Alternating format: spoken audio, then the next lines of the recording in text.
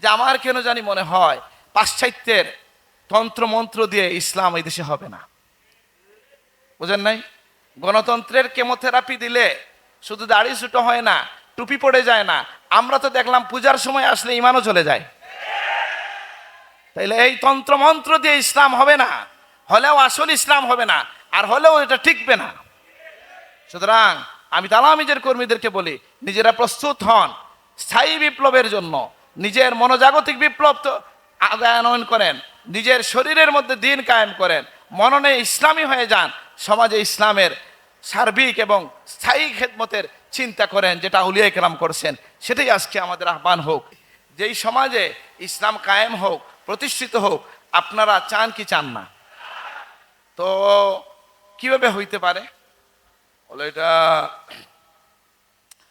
আপনারা সবাই মিল্লা নির্বাচিত হয়ে গেলেন ইসলাম সংসদে গিয়ে কত বছরের জন্য করবেন? 5 বছরের জন্য চান না সবসময়ের জন্য চান? সবসময়ের জন্য চাইলে কিভাবে সম্ভব? বলে এটা সমাজ বিপ্লবের মাধ্যমে সম্ভব। এবং সেই সমাজ বিপ্লবের প্রেক্ষাপট, এইটার সূচনা, প্রেক্ষাপট সবকিছুই তৈরি করেছেন আউলিয়া কেরাম, আলহামদুলিল্লাহ। আমার মনে পড়ে যারা সাহেব কিবলা এই কথা বলেছিলেন তালামিজের কর্মীদেরকে, যে তোমরা হচ্ছে শিকারী পাখির ন্যায়। সাধারণ একটা পাখির যে মূল্য হয় আর শিকারী পাখির মূল্য বেশি হয়, কারণ সে তার স্বজাতিকে তার মালিকের হাতে এনে তুলে দেয়। তালামিজ ইসলামিয়া আল্লাহর বান্দাদেরকে, বিপদগামী বান্দাদেরকে আল্লাহর সমীপে আউলিয়া কেরামের তরিকার মধ্য দিয়া রসুল্লাহর সামিয়ানার নিচে, আল্লাহর গুলামির সামিয়ানার নিচে নিয়ে আসে। এই কাজ হচ্ছে তালামিজ ইসলামের কর্মীদের। সাবকিবুল্লাহ বলতেন, এই জন্য তোমাদের মূল্য অনেক বেশি, আলহামদুলিল্লাহ। তালামিজের কর্মীরা এটা মনে রাখবেন যে আপনি শুধু আপনার নিজের জীবন নিয়ে চিন্তা করবেন এটা নয়, অবশ্যই নিজের জীবন গঠন করবেন, পড়াশোনা করবেন, নিজেকে গড়ে তুলবেন। এবং এই নিজেকে গড়ে তোলার ক্ষেত্রেও তালামিজ ইসলামিয়া আপনাকে সহযোগিতা করতে পারে। কারণ আপনি দেখেন, পড়াশোনা কোরআন হাদিস থেকে, কোরআন কারীম সকলেই পড়ে, হাদিস অনেকেই পড়েন, কিন্তু আজকে বলেন আমাদের সমাজে সবাই কি আল্লাহর রসুলের ব্যাপারে আল্লাহর সাথে আদব রক্ষা করতে পারতেছে? রসুল্লাহর সাথে আদব রক্ষা হচ্ছে? কেন হয় না? কোরআন কারীম তো পড়লেন সবাই, কিন্তু কেউ কেউ বা নির্দিষ্ট ধারার লোকজন দ্বারা বারবার কেন রসুল্লাহর সামনে বেয়াদবি হয়? আমি একটাই বলবো যে সোহবত এখানে বড় বিষয়, ধারা, তরিকা, মানহাজ অনেক বড় বিষয়। আমরা যে মানহাজের উপর আছি, যে মানহাজ এই উপমহাদেশে নিয়ে এসেছিলেন মঈনুদ্দিন চিশতি আজমেরী রহমতুল্লাহ আলাইহি, যে মানহাজ আমাদেরকে শিখিয়ে গেছেন শাহজালাল মুজাররদ আল ইয়ামানি, সেই আল্লাহর ওলিদের পথে তালামিজ ইসলামের কর্মীরা হাঁটবে।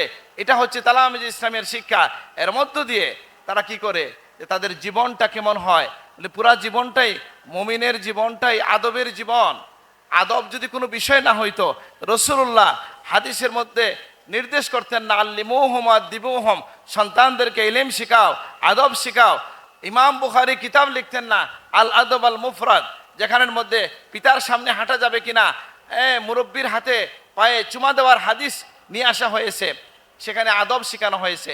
সেই আদব, আল্লাহর সাথে আদব আছে, রসুল্লাহর সাথে আদব আছে, মুমিনদের সাথে আদব আছে। এই আদব শিক্ষার ইনস্টিটিউট হচ্ছে তালামিজ ইসলামিয়া। এবং সেই জন্যই আমি একটা ইশারা করতে চাই আপনাদেরকে, যে এটা নিয়ে কোনো গৌরব করছি না, যে যে নির্দিষ্ট ধারার মানুষদের দ্বারা বারবার রসুল্লাহর সামনে বেয়াদবি হচ্ছে কি না? কেন হয়? এইখানেই আমরা বলবো ব্যবধান, সোহবতের ব্যবধান, এখানেই হচ্ছে মানহাজের ব্যবধান, এখানেই হচ্ছে আকীদার ব্যবধান। পীর ও মুর্শিদ হযরত আল্লামা সাহেবুল্লাহ ফুলতলি রহমতুল্লাহ আলাইহি সেই সময় তালামিজ ইসলামিয়ার কি করেছেন?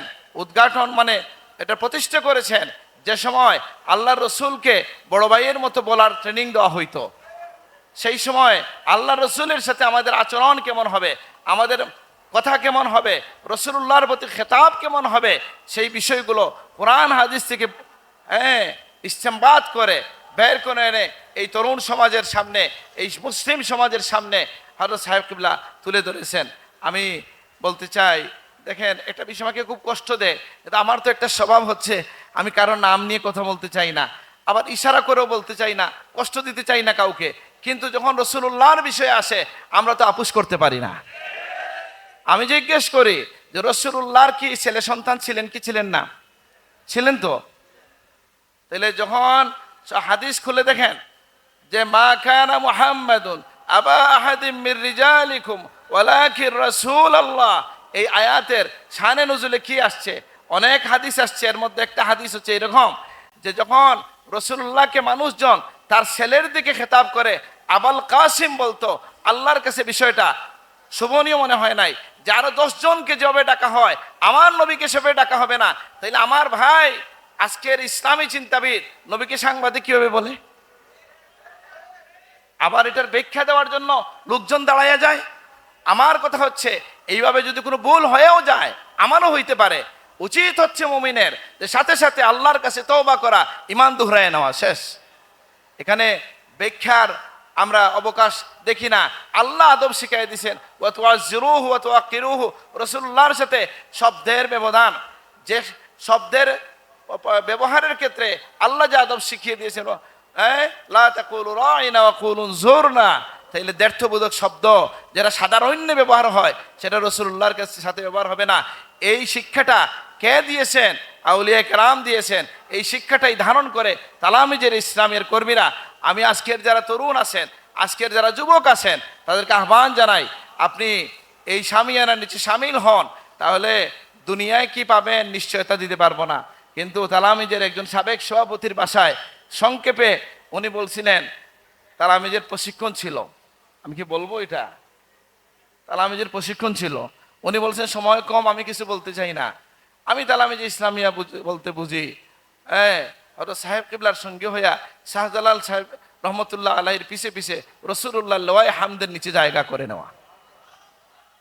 আলহামদুলিল্লাহ আমরা এটা বলতে পারি, দাবি করতে পারি। আল্লাহ আমাদের এই সুধারণাকে, এই দাবিকে তুমি কবুল করো, আমিন। তাহলে আমি শেষ করবো এই কথার উপরে যে আমাদের সমাজে বর্তমান সময়ে আমার কেন জানি মনে হয়, আমি একটা বিষয়ে বক্তব্য দেব ভাবছিলাম, আমার ভাই মনসুর সেই বিষয়ে কথা বলছেন, আমি আর বিষয়ে কথা বলতে চাই না। আমি কালকেও এক জায়গায় বলছি, ব্যক্তিগত আলাপচারিতায় বলি, আমাদের সৌভাগ্য যে আমরা যে সিলসিলাতুজ যাহাব ধারণ করেছি তার প্রতিটা বুজুর্গ যাদের নাম উনি বলেন নাই, যেমন ধরেন বদরপুরি রহমতুল্লাহ আলাইহি, উনি কি সর্বজন মান্য বুজুর্গ কি না? কতটুকু সর্বজন মান্য? যে বাংলাদেশে যে দুইটা বড় ধারা আছে, সুন্নি এবং তারাও তো আহলে সুন্নত, আমাদের যে কমি ভাইরা আছেন ওনাদের বড় বড় আলেমরাও বদরপুরি সাহেবের মুরিদ ছিলেন, খলিফা ছিলেন, ছিলেন কি না? তাহলে বদরপুরি রহমতুল্লাহ আলাই, হাফিজ আহমদ জৌনপুরি রহমতুল্লাহ আলাইর কথা ঢাকার ইতিহাসের মধ্যে হাকিম সাহেব লিখছেন, আসুদুগানে ঢাকার মধ্যে লিখছেন, এটা বাংলা হয়েছে বইটা, যে ঢাকার মধ্যে সবচেয়ে বড় জানাজা সেই সময় পর্যন্ত হয়েছে হাফিজ আহমদ জৌনপুরি রহমতুল্লাহ আলাই। তাহলে কি বোঝা গেল যে আমাদের বুজুর্গ যারা ছিলেন তারা মান্যবর ব্যক্তিবর্গ ছিলেন, মকবুল মানুষ ছিলেন, মশহুর মানুষ ছিলেন। সেই পথে আপনাদেরকে আহ্বান করার মধ্য দিয়ে আপনার ইহ জীবনের যেমন আমরা আদব তমিজ ইমান আমানের হেফাজতের কথা শিক্ষা দিতে চাই, আমরা নির্দেশনা দিতে চাই তালামিজে ইসলামিয়া, তেমনি আখেরাতে নেককার মানুষের সঙ্গী হইয়া মুক্তির নাজাতের উসিলা হবে তালামিজে ইসলামিয়া। এটা আমরা আশা রাখি। আল্লাহ তুমি কবুল করো, আমি। যেই সমাজে ইসলাম কায়েম হোক, প্রতিষ্ঠিত হোক, আপনারা চান কি চান না?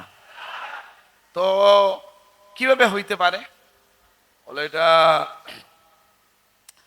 আপনারা সবাই মিল্লা নির্বাচিত হয়ে গেলেন ইসলাম সংসদে গিয়ে কত বছরের জন্য করবেন?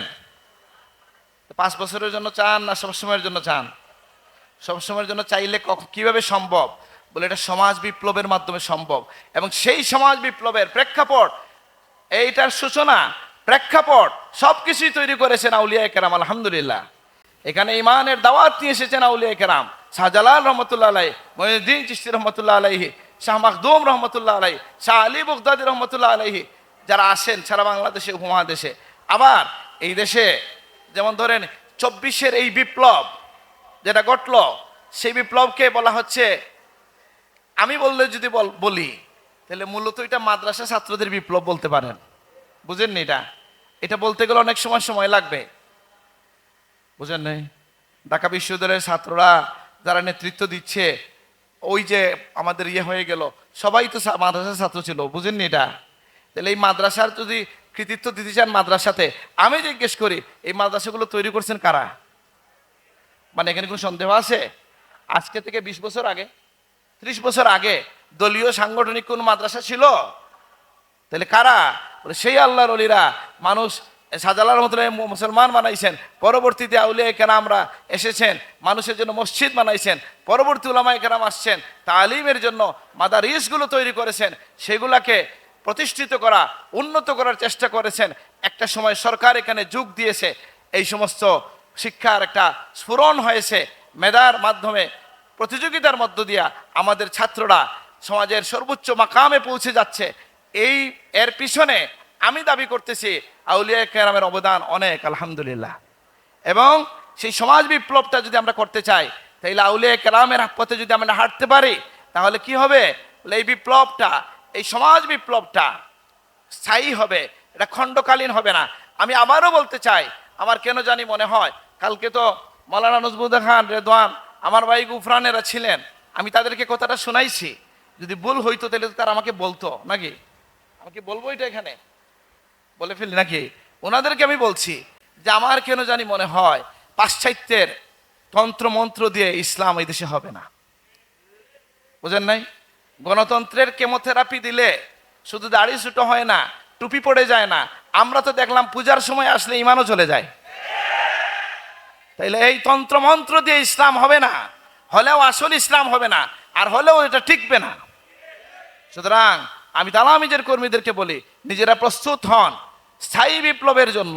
নিজের মনোজাগতিক বিপ্লব তো আগায়ন করেন, নিজের শরীরের মধ্যে দিন কায়েম করেন, মননে ইসলামী হয়ে যান, সমাজে ইসলামের সার্বিক এবং স্থায়ী খেদমতের চিন্তা করেন, যেটা আউলিয়া কেরাম করছেন। সেটাই আজকে আমাদের আহ্বান হোক।